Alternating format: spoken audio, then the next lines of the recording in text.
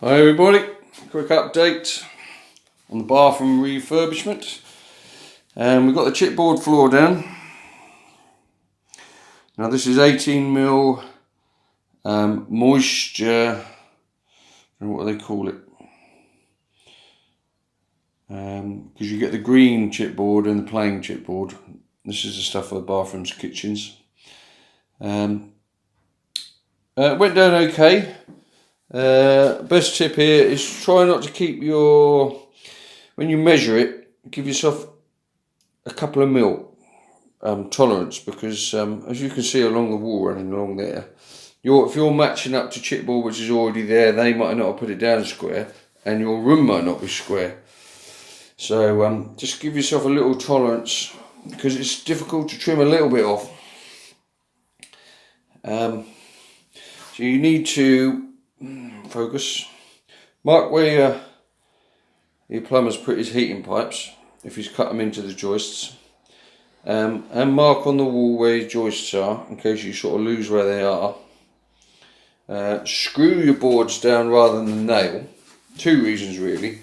When you're bashing your nails in, you end up chipping your plaster downstairs, and the squeaking you get on your chipboard floor is more often than not where the joists are moving as you walk in, and it pulls your nail up, and then the noise is that the chipboard squeaking on the nail. So it's better to screw your chipboard down. Notch out for your pipes and give yourself enough room for the plumber to have a bit of movement for fitting your toilet waste and stuff in. If it's nice to do all your joints all really nice and tight, and then before you know it, you haven't got enough movement for your pipes.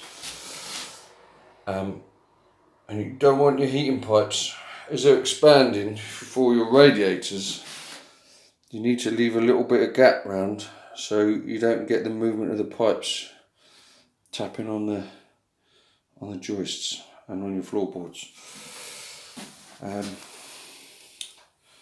Okay, so that's the chipboard floor down. So we moved on to putting the studwork wall in for our false wall to flatten it off where the stink pipe is. Now that's CLS timber you can get from B&Q. It's a couple of pound a length. Put plenty of supports in. Now what you need to do is make sure. Now I've got a joist missing here where that's not missing, but where the stink pipe runs along, so I can't run that right to the end, and I've got a water pipe running down here. So you put your base plate in square off of this wall, because that's the wet end of your bath. When you slide up the bath, the water goes up, so you want your bath hard up against that end if you can. And any false wall, if you're putting a shorter bath in, or your room's bigger, needs to go at the shower end. Two reasons: you can hide the pipes in that end, and that's the end that always leaks, the plumber says. You can see from previous baths that's been in here, the water that's run down the back of the wall. So just as you slide up the bath and you push that water over, you can never seal that end properly. So that end, that plate there has got to be as square as you can, because like us, we've only got 10mm. If you're a little bit crooked, you need this corner to be square to slide the bath in. If you measure off of that wall and that wall's crooked, you can see where they had to cut the bath in before. But it's tricky because this has been repaired and it's all a bit, you can just do your best job. Get a big square, lay it on the floor.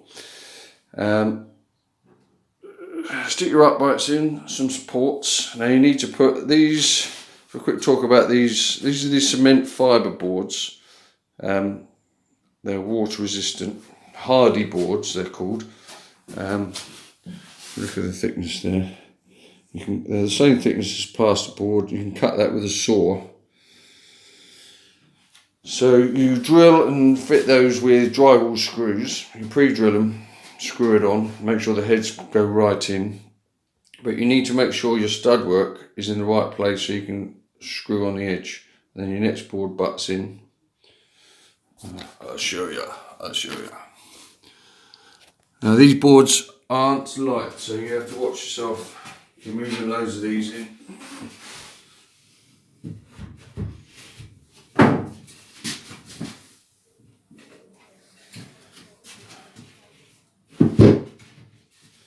you're half on your stud work to allow for the other board. So you've got this board in, put that board in, cut your board, put it on top, off cuts, fill the gap at the other end. And it gives you a nice flat surface. You can tile straight onto this. That's my next job.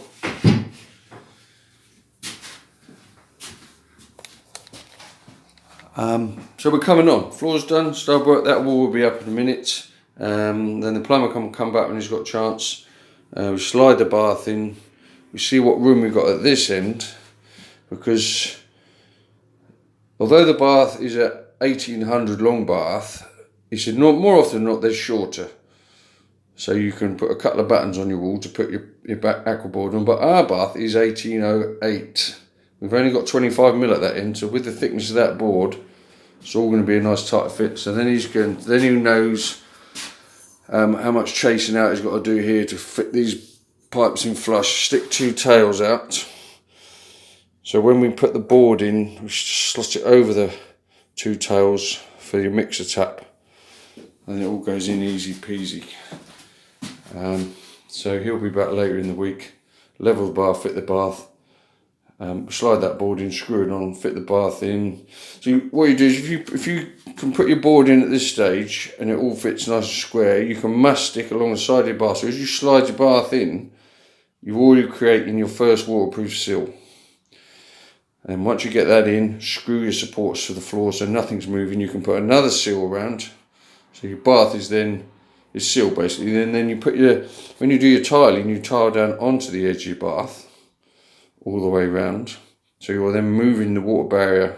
Focus! You're moving the water barrier inboard on the bath, and then you put your seal around again, and you've got 3 layers of stopping that water going down the back. And that'll be the next video actually. So in fact, I'm doing laminate next. Laminate floor's going down. So that's all done. So the toilet, I haven't got to do any stupid cuts around the toilet. I'm not very good at that. So the toilet will sit on the floor, basin pedestal will sit on the floor, and you only go under the edge of the bath panel about 1 inch. Your bath panel sits on the floor, and then you can adjust your bath height so it's all level. And we're coming on. It's coming on. Got to go to work this week, so it'll slow down a little bit. And the plumber's doing a job in London, and he's not back until later in the week. So keep going on that DIY, fellas. With a bit of help from tradesmen, you can save yourself a lot of money. Thumbs up if you like it. Subscribe if you want. Okay, bye.